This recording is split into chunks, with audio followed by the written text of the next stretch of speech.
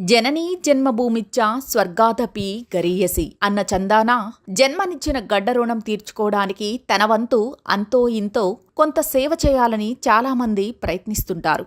ఆ లక్ష్య సాధనతో క్రియాశీల రాజకీయాల ద్వారా ప్రజాక్షేత్రంలోకి ప్రవేశిస్తున్నారు ఓ ప్రముఖ ఎన్ఆర్ఐ.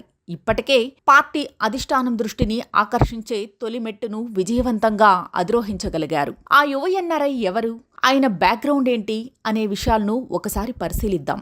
గుంటూరు జిల్లాలో అది బుర్రెపాలెం అనే ఓ చిన్న పల్లెటూరు. ఆ గ్రామంలో పుట్టి వైద్య విద్యను అభ్యసించి మరింత పెద్ద చదువుల కోసం దేశ ఎల్లలు దాటి విదేశాలకు వెళ్లి సంపదతో పాటు సంస్కారం, సేవాగుణం సంపాదించగలిగారు. ఈ సమయంలోనే గుంటూరు పార్లమెంటు స్థానానికి సరైన అభ్యర్థి కోసం ఎదుగుతున్న అధిష్టానంలో పడటం, వెంటనే గ్రీన్ సిగ్నల్ ఇవ్వడం ఆలస్యం అంటూ ఆ యువ ఎన్ఆర్ఐ తనదైన శైలిలో అనూహ్యంగా చకచకా పావులు కదుపుతూ రాజకీయ వర్గాల్లో హాట్ టాపిక్ గా మారారు. అందరి మాటల్లో పదే పదే వినబడుతున్న ఆ పేరే డాక్టర్ పెమ్మసాని చంద్రశేఖరరావు. ఇప్పుడు గుంటూరు పార్లమెంటు స్థానానికి ప్రముఖంగా వినిపిస్తూ రాజకీయ వర్గాల్లో చర్చనీయాంశంగా మారిన పేరే ఇది. డాక్టర్ పెమ్మసాని చంద్రశేఖరరావు గారు ఆయన ఓ సక్సెస్ఫుల్ ఎన్ఆర్ఐ.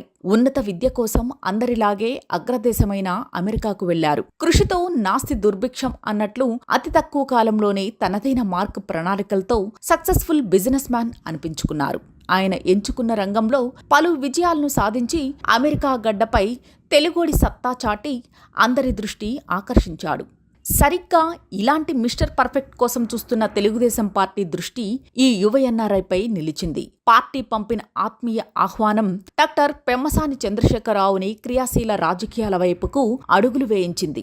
తాను చిరకాలంగా కోరుకుంటున్న గుంటూరు పార్లమెంటు స్థానం నుంచి పెమ్మసాని గెలుపుకు పచ్చజెండా ఊపడంతో యువ ఎన్ఆర్ఐ పెమ్మసాని పసుపు జెండా నీడలో తనదైన శైలిలో రాజకీయ ఉద్దండులు సైతం పసిగట్టలేని విధంగా పావులు కదుపుతూ మెరుపు వేగంతో దూసుకెళ్తున్నారు. చంద్రశేఖరరావుకు సంబంధించి పూర్వాపరాలు పరిశీలిస్తే పలు ఆసక్తికర విషయాలు వెలుగులోకి వచ్చాయి. ఆయనది తెనాలి మండలం బుర్రెపాలెం గ్రామం.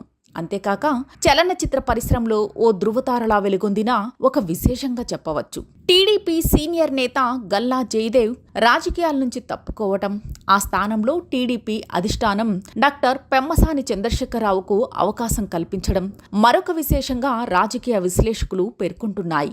చంద్రశేఖర్ తండ్రి సాంబశివరావు గారు మాజీ స్పీకర్ కోడెల శివప్రసాదరావుకు అత్యంత సన్నిహితులు కావడం కూడా ఆయనకు కలిసి వచ్చిన అంశంగా చెప్పవచ్చు.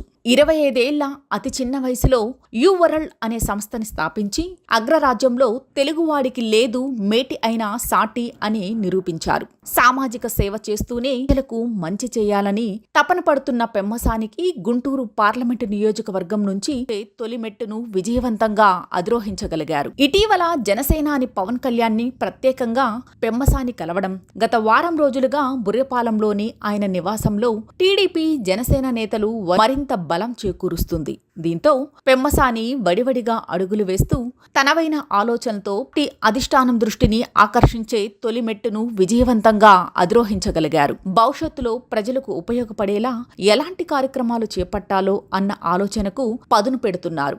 ఏ పనులతో జనాల మనసుల్ని గెలుచుకోవచ్చునో అనే విషయంపై ఇప్పటినుంచే పక్కా ప్రణాళికలు సిద్ధం చేసుకుంటూ సగటు రాజకీయ నేతలకు భిన్నంగా అడుగులు వేస్తున్నారని రాజకీయ విశ్లేషకులు అభిప్రాయపడుతున్నారు.